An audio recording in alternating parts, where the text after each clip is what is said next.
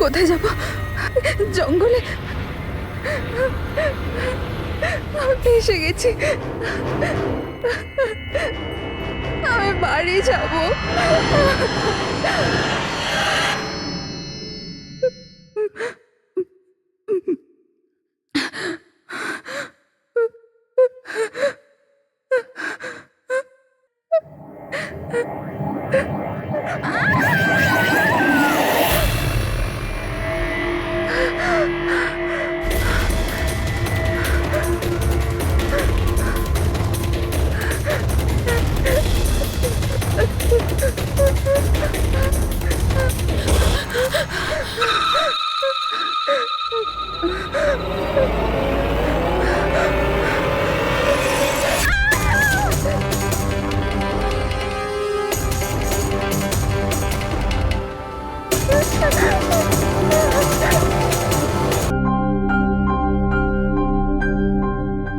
Hello.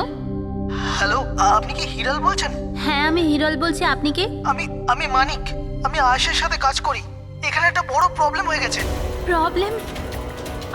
আয়শার সাথে কি হয়েছে? দেখুন, ও জঙ্গলে কোথাও হারিয়ে গেছে। ওকে খুঁজেও পাচ্ছি না আর ফোনেও পাচ্ছি না। আর আমাদের ভয় হচ্ছে যে ওর কিছু হয়ে যায়নি তো।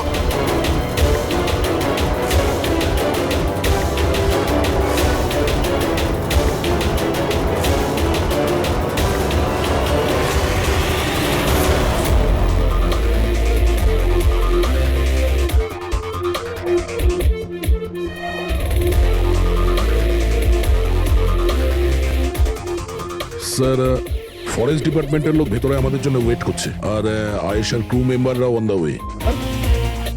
কিন্তু আপনারা এটা তো নিশ্চয়ই জানেন যে যে ওই লাশটা আয়শারই নাকি অন্য কারোর। আমি একটা জিনিস বলতে পারি, ও না স্কাই ব্লু কালারের টি শার্ট পরেছিল আর ব্ল্যাক কালারের কার্গো পরেছিল আর হাই পনিও পরেছিল। ওর জামা হাফ ডেড বডির সাথে ম্যাচ করছে কিনা এটা তো বলুন।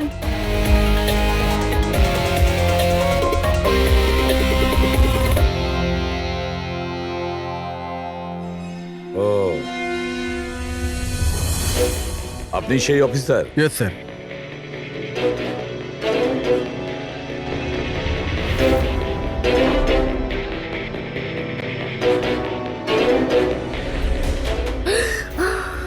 প্রশান্ত? আরে এই তো প্রশান্ত। এক মিনিট, আপনারা কে আর ওকে কি করে চিনলেন? স্যার, আমি মানিক আর আমরা সবাই আয়েশের সাথে কাজ করি। আরে প্রশান্ত আমাদের গাইড। আয়েশা এনাকে লোকেশন খোঁজার জন্য বলেছিল, আর যখন আয়েশা হারিয়ে গেল তখন এই ওকে খুঁজতে গেছিল। এর এরকম অবস্থা, তাহলে আয়েশা কিরকম অবস্থায় আছে? না না না, না না, আয়শার কিছু হয়নি, আমি বলছি তো, trust me. Sir please please আমার বোনকে খুঁজে বাঁচিয়ে নিন স্যার, প্লিজ স্যার, প্লিজ বাঁচিয়ে নিন। দেখো, তোমার বোনকে নিশ্চয়ই আমরা বাঁচাবো। আপনি ওনাকে একটু সাইডে নিয়ে যান। স্যার, এই বডিটা আজ সকালেই আমরা পেয়েছি। এ আমাদের গাইড বাহাদুর। এই বডিটাকে প্রথম দেখেছে। এই প্রশান্তকে একা গিয়েছিল আয়েশাকে খোঁজার জন্য? হ্যাঁ স্যার, কারণ ও জঙ্গলের সমস্ত রাস্তা চিনতো।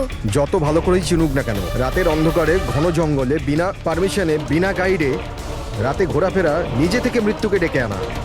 তোমরা খুব বড় ভুল করেছো। এই বডিটা এইভাবে পেয়েছি, জানি না দ্বিতীয়টা কি অবস্থায় পাবো। অফিসার, আচ্ছা এটা বলো যে এখানে কোনো হিংস্র জানোয়ার আছে? এরকম কোনো হিংস্র জন্তু নেই। ঘন জঙ্গল, হারিয়ে যাওয়ার ভয় আছে। কোনো জন্তু জানোয়ারের আঁচড় তো মনে হচ্ছে না, কিন্তু এটা ছুরির আঘাত বলে মনে হচ্ছে। একে ছুরি দিয়ে খুন করা হয়েছে।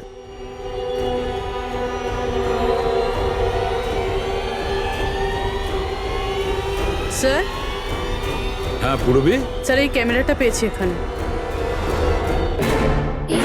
এটা তো আয়েশার ক্যামেরা। হ্যাঁ স্যার, এটা আয়শা 3 দিন আগে কিনেছিল। এটা চালিয়ে একবার দেখো তো। স্যার এটা অনই হচ্ছে না। কেন? এটার ব্যাটারি ডাউন স্যার, আর আমাদের কাছে ডিভাইসও নেই এটা চিপ ইনসার্ট করার জন্য। ও মাই গড। আপনারা এইসব শেষ করুন, এগুলো পরে করবেন। আগে আমার বোনকে খুঁজুন। আপনারা বুঝছেন না কেন হারিয়ে গেছে? আমরা খুঁজবো। অনেক বড় জঙ্গল ম্যাডাম, কমসে কম 2 দিন লাগবে পুরো জঙ্গল খুঁজতে। হ্যাঁ স্যার, সূর্যাস্ত হওয়ার পর আমরা কিচ্ছু করতে পারবো না। আপনারা সার্চিং শুরু করে দিন, বাহাদুর আপনাদের নিয়ে যাবে।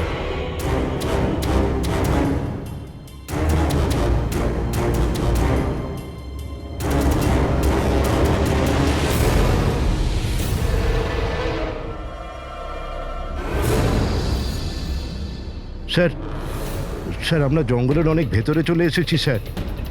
স্যার এখানে কেউ আসা যাওয়া করে না স্যার। স্যার এক কাজ করি, আমরা ফিরে যাই, না হলে অন্ধকার নেমে আসবে।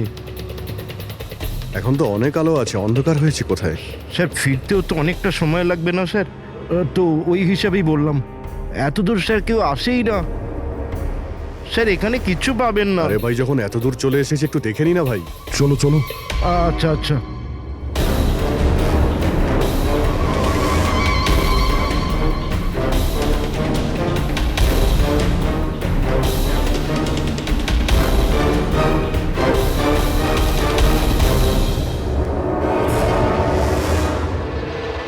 তোমরা এই জঙ্গলে ফিল্মের শুটিং করতে এসেছিলে, আর শুধুমাত্র আয়েশাই নিখোঁজ হলো, আর তোমরা ওকে খোঁজার চেষ্টাই করনি। স্যার আমরা খুব ভয় পেয়ে গিয়েছিলাম, আর এখানে ওয়েব সিরিজ শুট করার আইডিয়া আয়েশারই ছিল। স্যার আমরা ওকে আনিনি, ও আমাদের এনেছিল লোকেশন দেখাতে। হ্যাঁ স্যার, এই প্রশান্ত গাইড আয়েশার পরিচিত ছিল, আর এ কাছেই থাকতো আর জঙ্গলটাকে ভালো করে চিনতো। আর আমরা তো রাত্রিরে থাকার পর সকালে বেরিয়ে পড়তাম, সব কিছুই ঠিকঠাক চলছিল, লোকেশনও পেয়ে গেছিলাম। আর এরপর আমরা টেন্টের বাইরে আগুন জ্বালিয়ে খাবার বানাচ্ছিলাম। কটার সময়ের ঘটনা এটা? 5টা-6টা নাগাদ। আর তখনই হঠাৎ আয়েশা নিজের ক্যামেরা নিল আর জঙ্গলের দিকে যেতে লাগলো। জঙ্গলের দিকে যাচ্ছিল কেন? ও বলেছিল যে ও আশেপাশের একটুখানি ভিডিও করে হিরণকে পাঠিয়ে দেবে, আর ও এটাও বলেছিল আশেপাশেই থাকবে আর তাড়াতাড়ি ফিরে আসবে। তারপর অনেকক্ষণ পর্যন্ত যখন ও এলো না, তখন আমাদের মনে হলো যে কিছু গন্ডগোল আছে। এর আগে আমরা কিছু করতাম কি, সেখানে প্রশান্ত চলে এলো। ও জানতে পারলো তো ও নিজেই খুঁজতে চলে গেল। আর ও আমাদের ওখানেই থাকতে বলল। ও বলল যে জঙ্গলটা খুব বিপজ্জনক আর আমাদেরও প্রাণের ঝুঁকি থাকতে পারে। ব্যাস এটা বলেই ও জঙ্গলে ঢুকে গেল স্যার। তার মানে ওই প্রশান্ত আর ফিরে আসেনি, আর তোমরা পালিয়ে গেছো এখান থেকে নিজেদের বাঁচাতে। না স্যার, আমরা ওখানেই ছিলাম যখন চিৎকারটা শুনলাম। 15-20 মিনিট পর্যন্ত একটা মেয়ের। স্যার স্যার ওই চিৎকার শুনে আমরা খুব ভয় পেয়ে গেছিলাম, আর তারপর আমরা ওখান থেকে পালিয়ে গেলাম। স্যার, আমরা খুব বড় ভুল করে ফেলেছি। চিৎকারটা শুনে আমাদের এখান থেকে পালানো উচিত হয়নি, আয়েশাকে সাহায্য করা উচিত ছিল। সত্যিই তোমরা একটা বড় ভুল করেছো। আয়েশার চিৎকার শুনে যদি তোমরা জঙ্গলে ঢুকতে, আয়েশা এখন আমাদের সঙ্গে থাকতো, আর প্রশান্ত ও হয়তো বেঁচে যেত। তুমি তো বলছিলে যে এত ভেতরে জঙ্গলের কেউ আসতে পারে না, এটা কি? স্যার আমি জানি না, কিন্তু এটা আমাদের ডিপার্টমেন্টের কখনোই নয়। জঙ্গলের মধ্যে টেন্ট, দেখছি এর ভেতরে কে আছে।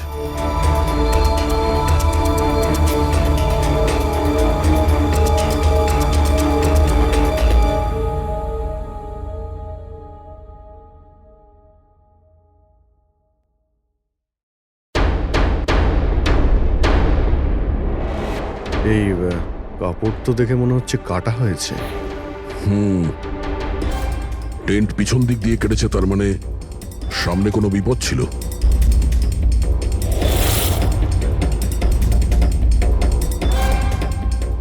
ছুরি, এটা দিয়েই কাটা হয়েছে।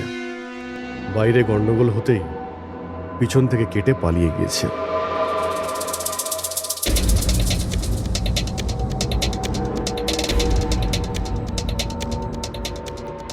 রাতে থাকার পুরোপুরি বন্দোবস্ত ছিল এখানে, বনফায়ার। এই আলু এখানে দেওয়া হয়েছিল। স্যার এত ভেতরে এত রাত্রে থাকার মতন কেউ পাগলই হবে স্যার, না হলে এত ভয়ঙ্কর জঙ্গলে রাতে থাকার কথা ভাববে কে? কোনো নেচার লাভার না কোনো খুনি? এই দেখো,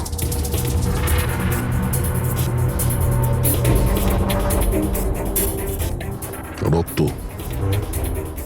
মনে হচ্ছে এখানে এই পাথরের ওপর কেউ বসেছিল, হতে পারে আগুন পোয়াচ্ছিল, আর কেউ ওর ওপর হামলা করেছে। এটা দেখে টেন্টের মধ্যে যে ছিল সে পালিয়ে গেছে। চলো আগে গিয়ে দেখি। স্যার স্যার সূর্য অস্ত যাচ্ছে স্যার, ফিরতেও 2 ঘন্টা কমসে কম লাগবে। ফিরে যাই স্যার। ঠিক আছে, কালকে আবার আসবো। স্যার আমরা আয়েশার টিমকে এই ছবিগুলো দেখিয়েছিলাম, ওরা বলল যে এই টেন্ট ওদের ক্যাম্পের নয়। স্যার, হ্যাঁ পুরবি, আয়েশার ক্যামেরার চিপ। হিরলদি, তুমি এটা মিস করলে। আমি তোমায় বলেছিলাম না আমার সাথে এসো। জানো এখানে এত বেশি গ্রিনারি আছে। লুক এট দিস, এতগুলো গাছ। It's so beautiful. দিদি আমি হাঁপিয়ে গেছি,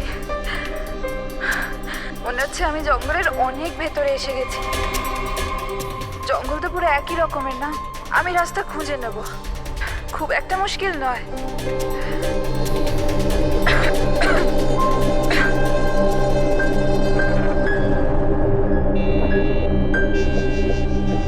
কেউ আছে নাকি ওখানে? কে ওখানে?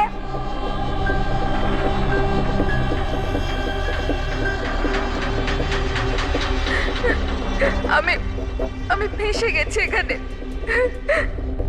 আমি কিছু বুঝতে পারছি না, এখান থেকে আমি কি করে বাইরে যাব। আই এম সরি দিদি, আমার এখানে আসা উচিত হয়নি। আমার মনে হচ্ছে না যে আমি এখান থেকে বেঁচে ফিরতে পারবো। আমায় ক্ষমা করে দিও।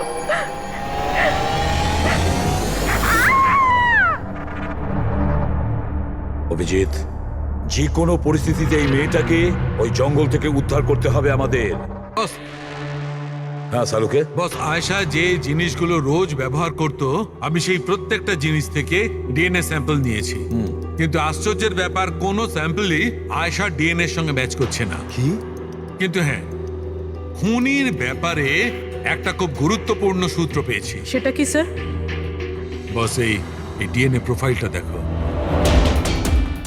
এই দুটো ডিএনএ প্রোফাইলই দুটো আলাদা আলাদা লোকের, কিন্তু অদ্ভুত ব্যাপার হচ্ছে যে দুটো প্রোফাইলই আমি একই লোকের শরীর থেকে পেয়েছি, প্রশান্ত শরীর থেকে। প্রশান্ত শরীর থেকে? হ্যাঁ বস। সেটা কিভাবে? প্রশান্তর মৃত্যু অগণিত ছুরির আঘাতের জন্য হয়েছে, আর ওর শরীরে যে থাবার চিহ্নটা আছে সেটা আসল নয়, তৈরি করা হয়েছে নকল। আর সবচেয়ে আশ্চর্যের ব্যাপার হচ্ছে যে প্রশান্তের লাশের থেকে আমি ওর রক্ত ছাড়া আরো কারো রক্ত পেয়েছি। এখন এই রক্তটা কোনো পুরুষের না নারীর সেটা আমি বলতে পারবো না, কারণ ওই রক্তটা প্রশান্ত রক্তের সঙ্গে মিশে গেছে। কিন্তু একটা কথা ঠিক বস, এই রক্তটা তখনই বেরিয়েছে যখন প্রশান্ত রক্ত বেরিয়েছে। অভিজিৎ, দয়া, নিশ্চয়ই এটা খুনিরই রক্ত। খুনি প্রশান্তর ওপর হামলা করে, আর তখন নিজেকে বাঁচানোর জন্য প্রশান্ত ওর সঙ্গে মারামারি করে, আর খুনির রক্ত প্রশান্ত শরীরে লেগে যায়। তবে খুনিরও গুরুতর আঘাত লেগেছে, সামান্য আঘাতে এত রক্ত বেরোবে না তার। তার মানে খুনির শরীরে এখনো আঘাতের চিহ্ন থাকা উচিত। আরো একটা কথা বস, কি? টেন্টের পাশে যে পাথরের উপর রক্তের ছাপ ছিল সেই রক্তটা প্রশান্তরই। তার মানে পুরো ব্যাপারটাই ওই তাঁবুর আশেপাশে ঘটেছে।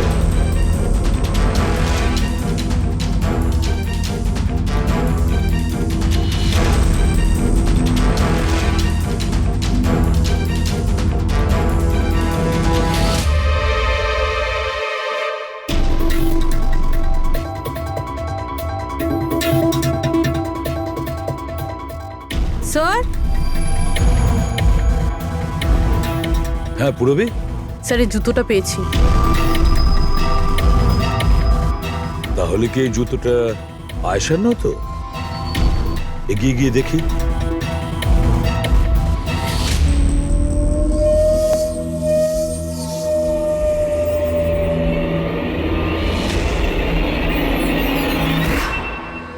স্যার, হ্যাঁ এই দেখুন স্যার।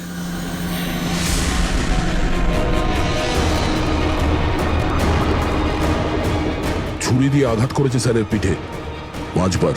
ওকে একটু উল্টে দাও। এ তো আয়েশা, ফেসটা তো পরিষ্কার দেখছি অভিজিৎ, না কোনো আঘাতের চিহ্ন, না কোনো কাটা দাগ। কিন্তু ওই ভিডিওতে যে দেখলাম। হ্যাঁ স্যার, ভিডিওতে এর মাথায় আঘাত লেগেছিল, রক্ত বেরোচ্ছিল। এখানে তো আঘাতের কোনো চিহ্নই নেই, একদম পরিষ্কার। তার মানে হলো ওই ভিডিওটা নকল। মানে আয়েশা অ্যাক্টিং আর মেকআপ দিয়ে দেখানোর চেষ্টা করেছিল যে ওকে কেউ মারতে চাইছে, খুন করতে চাইছে। কিন্তু এটা কেন করবে? স্যার, কেউ হয়তো মজা করবে, আর না হলে কোনো ভয়ঙ্কর পরিস্থিতি থেকে বাঁচার জন্য নাটক করছে। আর দুটো অবস্থাতেই এর মিথ্যেটা সত্যি হয়ে যায়। আর ও যা কিছু করেছিল, কেন করেছিল, সে তোর বন্ধু আর আত্মীয়রাই বলতে পারবে। সবাইকে ডেকে নাও। প্যাট্রিক, আয়েশার সমস্ত ফোন রেকর্ড চেক করো। দেখো এই ঘটনাটার পরে ও কাদের কাদের সঙ্গে কথা বলেছিল আর তারা সেই মুহূর্তে কোথায় ছিল।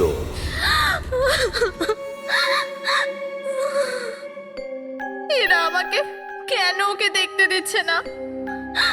কি বাজে ভাবে মেরেছে আমার বোনকে। আর এরা বলছে যে ও নিজের মৃত্যুর নাটক করেছে, নিজের মার্ডারের নাটক। আর ওই নাটক সত্যি হয়ে গেছে। ভুল বলছে ওরা, মিথ্যে। আমাদের আয়েশা এরকম করতেই পারে না। আপনারা ভুল অভিযোগ করছেন।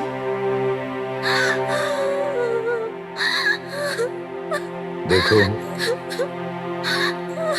আপনার দুঃখ আমরা বুঝতে পারছি, কিন্তু এই অভিযোগ ভুল নয়, সত্যি। এটা আয়েশার ক্যামেরা থেকে যে থার্ড ক্লিপিংটা আমরা পেয়েছি, সেখানে আয়েশার মুখের ওপরে অনেকগুলো ক্ষত চিহ্ন ছিল, কিন্তু যখন আমরা আয়েশার লাশটাকে পাই তখন ওর মুখ আর গলা পরিষ্কার ছিল।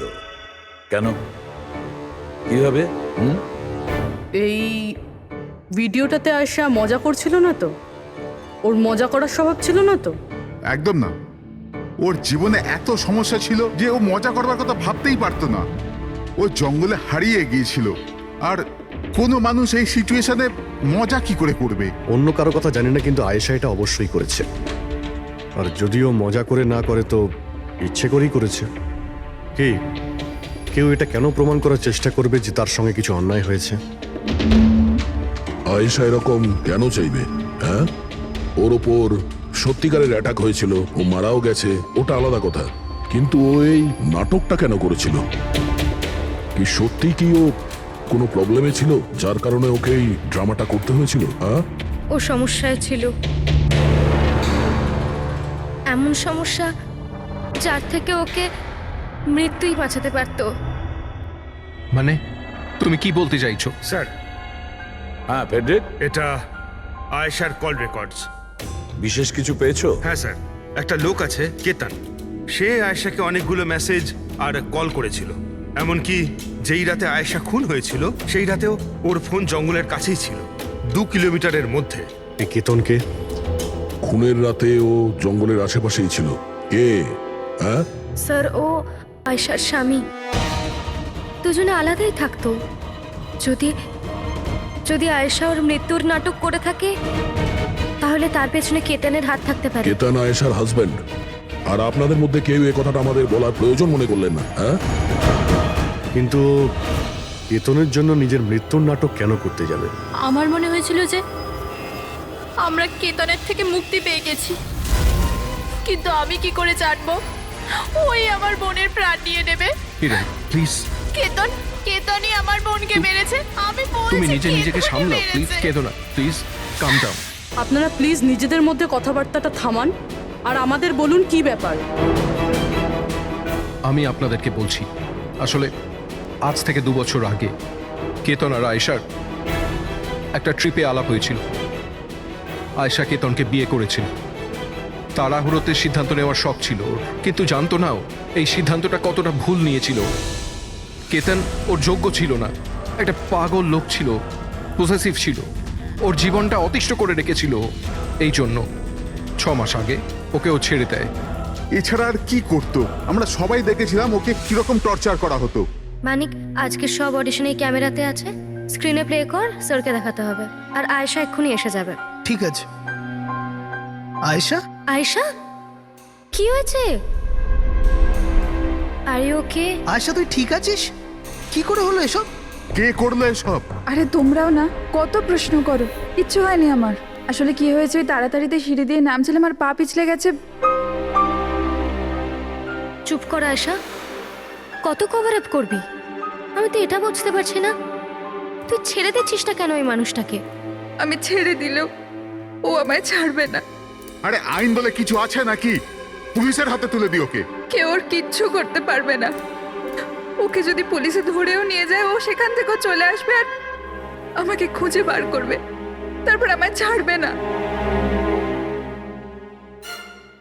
কখন থেকে ফোন করছি তোকে আমি? হ্যাঁ, ধরছিলিস না কেন?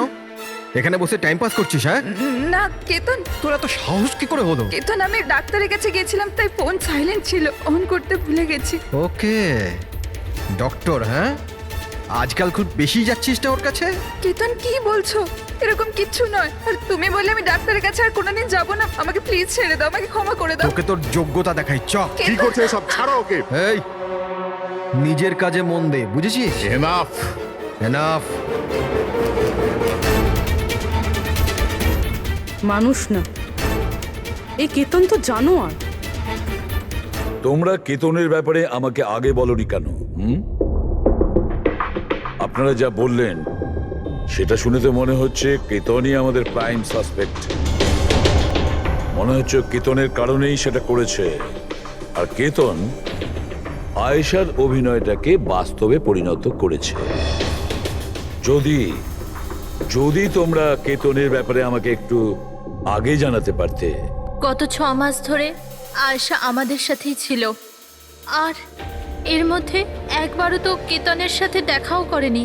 আর শহর থেকে এত দূরে জঙ্গলে আসতে পারে সেটা তো আমরা ভাবিইনি। এই ধরনের পাগল আর সন্দেহবাতিক লোক যে কোনো কিছুই করতে পারে। হ্যাঁ, কেতনের অ্যাড্রেস আর টেলিফোন নাম্বারটা আমাদের দেবেন।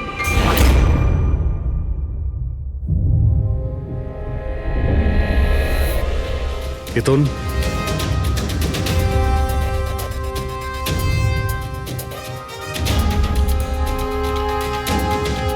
স্যার, এই ফটোগুলো দেখে তো মনেই হচ্ছে না যে দুজনের মধ্যে কোনো ঝামেলা ছিল। আপনারা? কেতন আয়েশার স্বামী। পুলিশ। সিআইডি। আপনারা কি করতে এসেছেন এবার? আমার আয়েশা চলে গেছে, আমার জীবন বরবাদ হয়ে গেছে। আপনারা কি চান আমার থেকে? ইনফরমেশন তোমার আর আয়েশার ব্যাপারে। শুনেছি তুমি নাকি খুব বিরক্ত করতে ওকে। স্যার, আমি ওকে অনেক ভালোবাসতাম, নিজের থেকেও বেশি। সেই কারণে ওকে টর্চার করতে, মারতেও? হ্যাঁ, আমি কেন টর্চার করবো ওকে? তোমার কাছ থেকে বাঁচার জন্য কোর্টের কাছে সাহায্য চেয়েছিল, তাও তুমি ওকে বিরক্ত করা বন্ধ করনি। স্যার, মিথ্যে কথা এসব, এরকম কিছুই ছিল না। মিস্টার কেতন, রেকর্ড আছে আমাদের কাছে। তুমি বারবার ওকে ফোন করে আর মেসেজ করে হুমকি দিয়েছিলে। আর এটাও কাউকে বলেওনি, আমরা জেনে গেছি। আর তাছাড়াও গত 6 মাস ধরে তুমি হেরাল আর রোহানের ঘরের আশেপাশে ঘোরাফেরা করছিলে। আর যে রাতে আয়েশা খুন হয়েছে ওই রাতে তুমি ওই জঙ্গলেই ছিলে। এগুলো তোমার ফোনের লোকেশন থেকে পাওয়া গেছে। নিজের অপরাধটাকে লুকানোর চেষ্টা করো না, কোনো লাভ হবে না। আর এই ডবল মার্ডারে খুনিরও প্রচুর আঘাত লেগেছে। এই কি করে লাগলো তোমার? স্যার, এই আঘাতটা ওই দিন ঝোপেতেই লেগেছিল, কিন্তু এরকম কিছুই নয় যেটা আপনারা ভাবছেন। স্যার, আমি আয়েশাকে মারিনি। স্যার, আমি মানছি যে আমি ওই দিন জঙ্গলে গিয়েছিলাম, কিন্তু স্যার আমি তো শুধু ওর সাথে কথা বলার জন্য গিয়েছিলাম। স্যার, পুরো 6 মাস হয়ে গেছে, আমি ওকে দেখিনি পর্যন্ত। খুব মিস করতাম স্যার ওকে। ওর সাথে দেখা করতে চাইতাম, ওর সাথে কথা বলতে চাইতাম, যাতে ওকে বাড়িতে ফিরিয়ে আনতে পারি, যাতে আবার টর্চার করতে পারো। না স্যার, আমি বদলে গেছি স্যার। স্যার, আমি তো এটাই বলতে চেয়েছিলাম, কিন্তু যখন আমি জঙ্গলে গেলাম দেখলাম যে ও অন্য কারোর সাথে যাচ্ছে জঙ্গলের ভেতর। স্যার, আমি কি করতাম স্যার? আমি এমনিতেই মাথা গরমের লোক। আমি ভাবলাম বেকার বেকার ঝামেলা তৈরি হবে, সেই জন্য আমি চুপচাপ বাড়ি ফিরে এলাম স্যার। স্যার, ট্রাস্ট মি, আমি কিচ্ছু করিনি, আমি মারিনি ওকে স্যার। দেখো কেতন, তুমি এখনো আমাদের সন্দেহের তালিকায় আছো। যতক্ষণ এই কেসটা শেষ না হচ্ছে তুমি হেফাজতে থাকবে। স্যার, এই কেতনের কাছে কিন্তু আয়েশাকে মারার মোটিভ ছিল। ও তো বেঁচে গেছে, এবার বাকি রয়েছে এরা সবাই। হিরাল, সায়রা, অজিত, মানিক আর রোহান, এরা কি সবাই আয়েশার আপনজন ছিল? এদের কি মোটিভ হতে পারে? কারণ এদের মধ্যে তো কোনো প্রবলেম নজরে পড়ছে না। কেউ তো হবে স্যার যার আয়েশার মৃত্যু হলে লাভ হবে। কেউ কি পাবে ও মারা গেলে? সম্পত্তি, টাকা। টাকা? ইন্স্যুরেন্সের টাকা? হ্যাঁ, ইন্স্যুরেন্স। রবি, ফেডরিক, একটা কাজ করো, এই শহরে যতগুলো ইন্স্যুরেন্স কোম্পানি আছে সেখানে গিয়ে খোঁজ নাও আয়েশার নামে ওদের কাছে কোনো লাইফ ইন্স্যুরেন্স পলিসি আছে কিনা। কিন্তু একটা কথা, আয়েশার বন্ধু বা তাদের ফ্যামিলির কাউকে বলবে না কিছু। যদি ওদের মধ্যেই কেউ খুনি হয় সে সতর্ক হয়ে যাবে।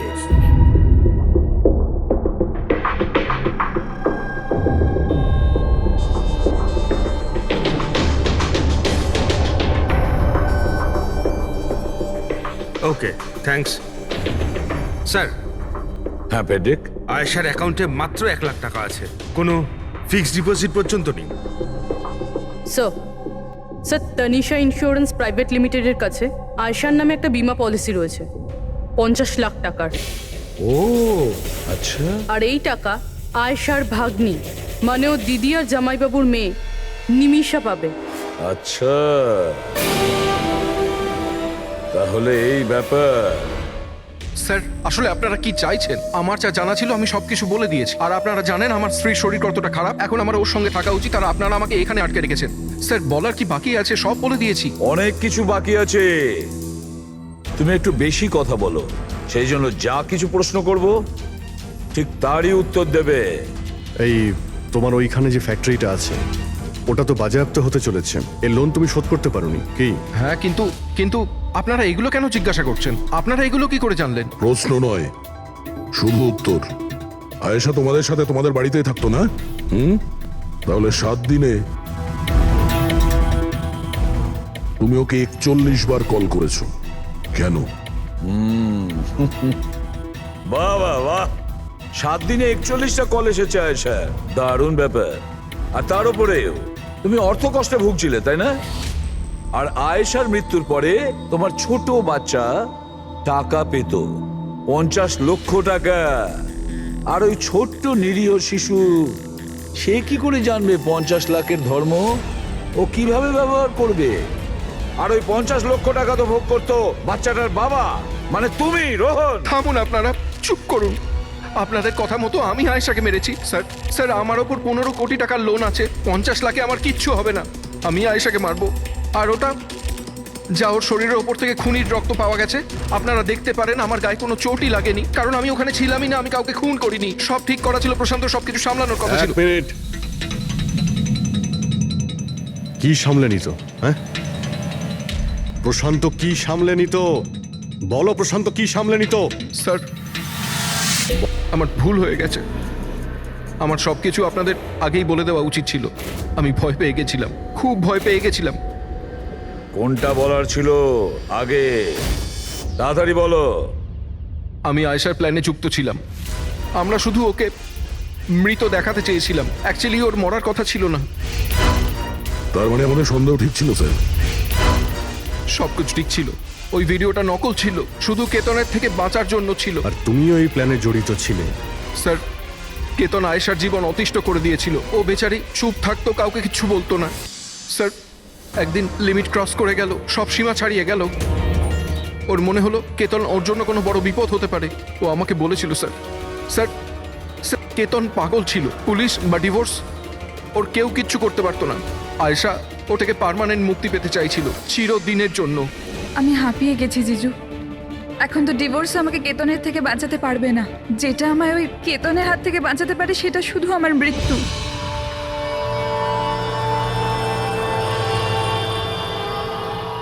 আয়েশা, এটাই যদি একমাত্র রাস্তা হয় তাহলে এটাই ঠিক। তোমার মৃত্যু তোমায় কেতনের হাত থেকে বাঁচাতে পারে। মরে যাও। হোয়াট? রিল্যাক্স, আমার কাছে একটা আইডিয়া আছে। আমাদেরকে এমন কিছু করতে হবে যাতে মনে হয় আয়েশা মরে গেছে। তোমার সাথে কোনো দুর্ঘটনা হলো বা কেউ তোমাকে মেরে দিল, আর বডিকে এতটা খারাপ করে দেওয়া হলো যে কেউ চিনতে না পারে আয়েশা। তারপর তুমি এখান থেকে অনেক দূর চলে যাবে, আর তোমার ওই ইন্স্যুরেন্সের টাকা যেটা মিমির নামে আছে আমি তোমাকে পৌঁছে দেবো। 50 লাখ টাকা দিয়ে একটা নতুন জায়গা, নতুন লাইফ, নতুন করে শুরু করবে। কিন্তু জিজু, আমি বেঁচে থাকাকালীন আমার লাশ কোথা থেকে আসবে? ওর জন্য টেনশন নিও না, আমি সবকিছু করে নেব। আমার এক বন্ধু আছে প্রশান্ত, ও আমার জন্য অনেক কাজ করে দিয়েছে। কিন্তু হ্যাঁ আয়েশা, এরপরে তুমি কখনো জীবনে আমার সাথে, মিমির সাথে, হিরালের সাথে কোনোদিন দেখা করতে পারবে না। হ্যাঁ, কিন্তু ওই পাগল লোকটার থেকে তুমি সারা জীবনের জন্য মুক্তি পেয়ে যাবে, তুমি মুক্ত হয়ে যাবে। সবকিছু ঠিক ছিল, সবকিছু প্ল্যান মাফিক চলছিল। আমি আয়েশা আর প্রশান্তর সঙ্গে ফোনে যোগাযোগ রেখে চলছিলাম। তারপর জানি না হঠাৎ করে ফোন কেটে গেল। আমি জানতাম ওখানে একটা মেয়ের মৃতদেহ পাওয়া যাবে, যার ব্যবস্থা আমি বাধ্য হয়ে করেছিলাম। শুধু আয়েশার জামা কাপড় ওই মেয়েটিকে পরানোর কথা ছিল, ওর মুখটা এত খারাপ ছিল যে কেউ চিনতেও পারতো না। কিন্তু স্যার সিরিয়াসলি আমি তো শকে ছিলাম। ওটা মেয়েটার নয়, প্রশান্তের বডি ছিল। স্যার প্রশান্ত তো আয়েশাকে সকাল হওয়ার আগেই জঙ্গল থেকে অনেক দূরে নিয়ে যাওয়ার কথা ছিল, কোনো সেফ জায়গায়। কিন্তু হঠাৎ করে কি হয়ে গেল স্যার, স্যার আমার যতটা জানা ছিল আপনাদের বলে দিয়েছি স্যার। স্যার প্রশান্তকে কে মেরেছে, আয়েশাকে কে মেরেছে আমি জানি না। স্যার তার মানে তৃতীয় কোনো ব্যক্তি ছিল যে প্ল্যানটার ব্যাপারে জানতো, যে আয়েশাকে চিনতো, প্রশান্তকেও চিনতো, আর ওই সময় ওই জঙ্গলেই ছিল। কোনো তৃতীয় ব্যক্তি? হ্যাঁ, কোনো তৃতীয় ব্যক্তি। তোমার প্ল্যানের হিসাবে টেন্টে প্রশান্ত এবং আয়েশা থাকার কথা ছিল, কিন্তু টেন্টের পাশে একটা পাথরের উপর প্রশান্তর রক্ত পাওয়া গেল, আর ওই টেন্টটা পেছন থেকে ফাটা ছিল। মানে আয়েশা টেন্টের সামনে থেকে যাওয়ার বদলে পেছন থেকে ছিঁড়ে বেরিয়েছে। মানে ও বিপদটা আগে থেকে বুঝতে পেরেছিল। হতে পারে ও প্রশান্তর সঙ্গে যা কিছু হয়েছিল সেটা দেখে ফেলেছিল। ইট ইজ ক্লিয়ার যে ওখানে কোনো তৃতীয় ব্যক্তি ছিল। ও প্রথমে প্রশান্তকে মেরেছে, তারপর আয়েশার পেছনে দৌড়েছে। কারেক্ট। যদি ভালো করে দেখা যায় তাহলে ওই রাতে জঙ্গলে এটাই হয়েছিল যে প্রশান্ত আর আয়েশা জঙ্গলে যায়, আয়েশা টেন্টের ভিতরে ঘুমোচ্ছিল আর প্রশান্ত বাইরে বসে আগুন জ্বালাচ্ছিল। এর মধ্যে সেই তৃতীয় ব্যক্তি ওইখানে যায় আর প্রশান্তর সঙ্গে ঝামেলা বাঁধে। আর সেই ব্যক্তি ওর উপরে আক্রমণ করে আর আয়েশা টেন্টের পিছন দিয়ে পালিয়ে যায়। আর ওই ব্যক্তি প্রশান্তকে নির্মমভাবে হত্যা করে আর আয়েশার পিছনে ধাওয়া করে। তাহলে তৃতীয় ব্যক্তিটা কে, যে আমাদের প্ল্যানের ব্যাপারে জানতো আর জঙ্গলকেও ভালো করে জানতো, তাই এত রাতে টেন্টে পৌঁছেছিল? হ্যাঁ, এই সমস্ত চিন্তা আপনি করবেন না রোহন বাবু। এই তৃতীয় যে আছে না, তাকে তো আমরা ধরেই ছাড়বো। হ্যাঁ, হোক বা না হোক, এই ধাঁধার সমাধান এখানে আছে, এর মধ্যে, কিন্তু আমরা দেখতে পাচ্ছি না। খুনি হবে তো স্যার এদের মধ্যেই কেউ, কিন্তু আমরা দেখতে পাচ্ছি না। রবি, ওই ক্লিপিংটা চালাও যেটা আমরা আয়েশার ক্যামেরা থেকে পেয়েছিলাম, ফার্স্ট ক্লিপ।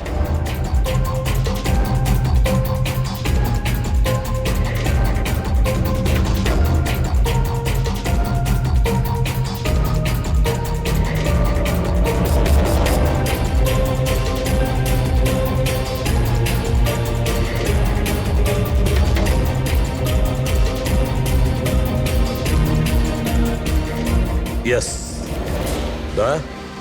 তুমি ঠিকই বলেছিলে, খুনি আমাদের সামনেই আছে, কিন্তু আমরা দেখতে পাচ্ছি না। একটা কাজ করো,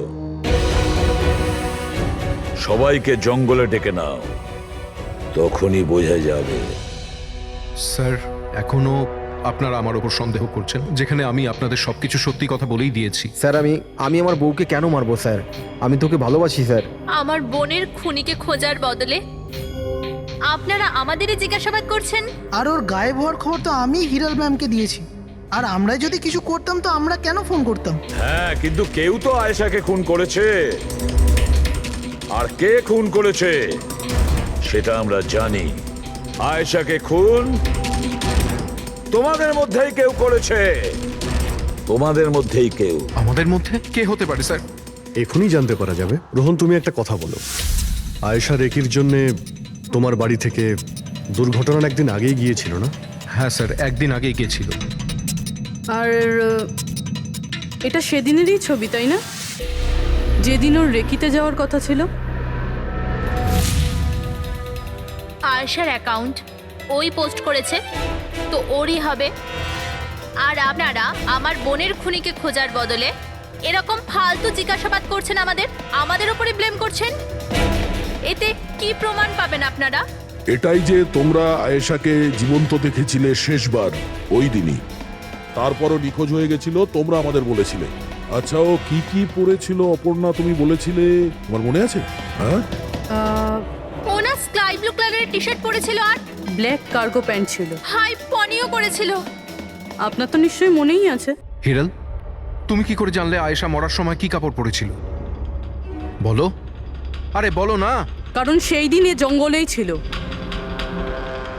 এই প্রশান্তকে মেরেছে আর তারপর আয়েশার পিছনে দৌড়োয়, ওর পিছু নেয় আর ওকে মেরে ফেলে। আর প্রশান্তকে মারার সময় তোমার গভীর আঘাতও লাগে। দেখাও। হাত ছাড়ুন আমার, দূরে থাকুন। হ্যাঁ, আমার থেকে। একে তো আপনারা আমার বোনের খুনিকে খুঁজে পাচ্ছেন না, তার উপরে আমার উপরে অভিযোগ দিচ্ছেন। হ্যাঁ, ব্যাস, অনেক অভিনয় করেছো, এবার ঠিক করে বলো কেন মেরেছো তুমি আয়েশাকে? হ্যাঁ, আমি মেরেছি আয়েশাকে। আমি মেরেছি আয়েশাকে।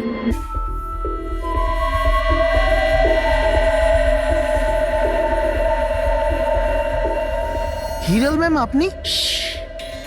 আসতে বলো। আয়েশা না উঠে পড়ে। ইনফ্যাক্ট আমি বলছি যে ওকে সব সময়ের জন্যই না ঘুম পাড়িয়ে দাও। এটা কি বলছেন ম্যাডাম? রোহান তো তোমাকে আয়েশাকে সুরক্ষিতভাবে এই জঙ্গল থেকে বাইরে বার করার জন্য কত টাকা দিয়েছিল? 2 লাখ টাকা। আমি না তোমাকে 5 লাখ টাকা দেব আয়েশার প্রাণ নেয়ার জন্য। হিরাল ম্যাম, এসব কি বলছেন? আয়েশা ম্যাডাম আপনার বোন, আর আমি ওকে বাঁচানোর সওদা করেছি। আমি ওর সাথে বেইমানি করতে পারবো না।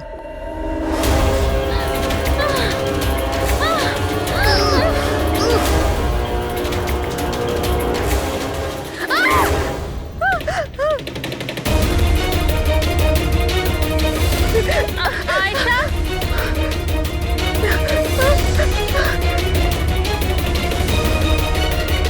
আয়েশা,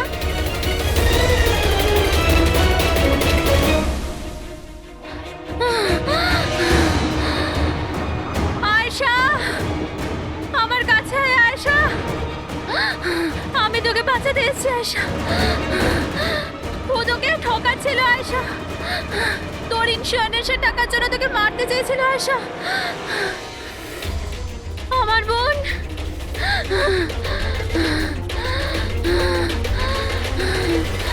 আয়েশা। সরি দিদি, আমি কিচ্ছু জানতাম না এই ব্যাপারে। সরি, আমার জন্য তোমার এত কষ্ট হলো। আমি জানতাম না যে জিজু এরকম কিছু করছে। আই এম সো সরি দিদি। আমার বোন। সরি দিদি। তুই সরি বলিস না? হ্যাঁ, এটা তো আমার বলা উচিত। কেন দিদি? I am sorry.